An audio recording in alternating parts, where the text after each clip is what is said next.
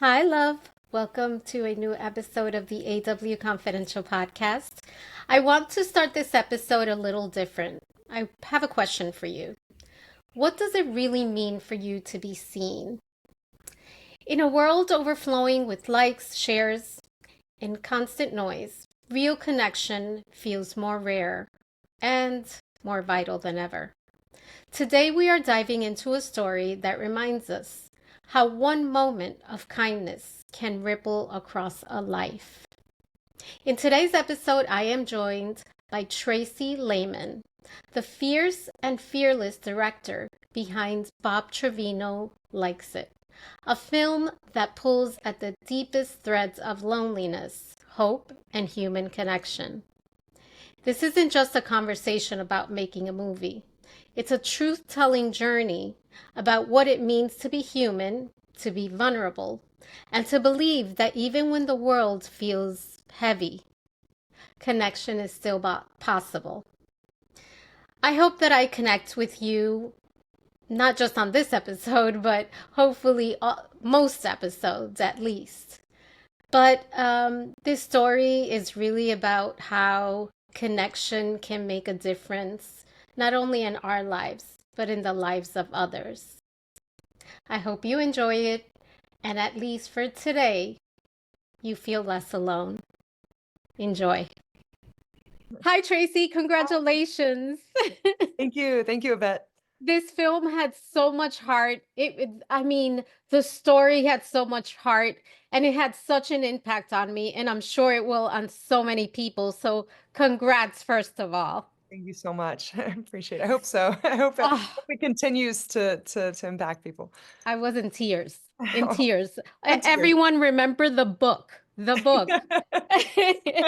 What was it about this story that made you stop and say, this is the story the world needs to hear?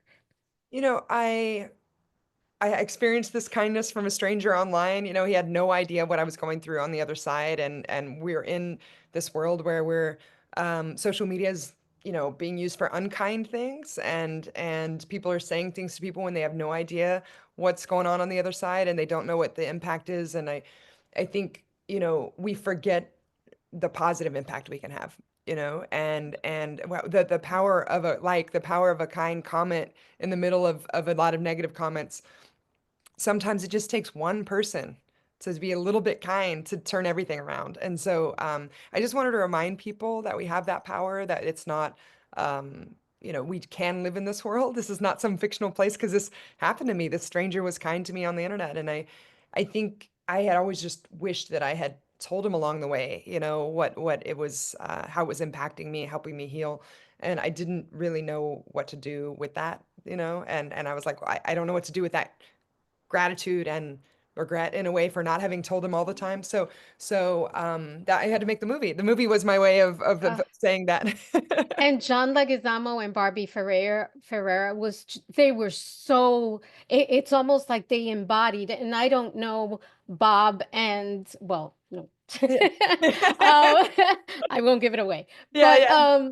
it was just so impactful. Now, we talk about loneliness, and the film does have a lot to do with that loneliness that we're feeling right now. And it's rampant these days. Now, few people know how to really portray heart when they do these films about loneliness, but you did it with so much grace and just so much.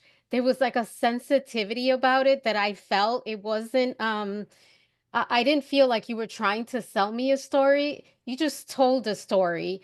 Now, what personal truth was the hardest to pull from in order to get that feeling on screen? Because it was so uh genuine, genuine. Thank you. Yeah, I mean, one thing is that I try not to judge people in life. I try not to judge people in life, but I really don't judge characters. Try to see their hearts and their inner children. And so I think that's probably this thing that you're responding to, because it's like I want to believe that everybody has hope and everybody has a chance to change. and grow, and that we're all just doing our best, and we're all imperfect, and but we can have a positive impact. And I think the hardest part for me was probably the scenes with the dad, with the biological dad, because I had to tap into a truth that was something I had never really wanted to look at, but in order to tell the story, I had to look at, and I had to direct people to do those things, and I had to sit there and, I remember with my editor, Anisha, my incredible editor, Anisha and Chara, we were in the booth, we were in the edit bay, editing the scene at the diner, and that's a really hard scene, and obviously I've lived a similar experience there, and just we edited over and over and over, and also the scene in the kitchen, you know, which has a lot of difficult things in it too. And I remember when we cracked those scenes, it was like someone powered me down.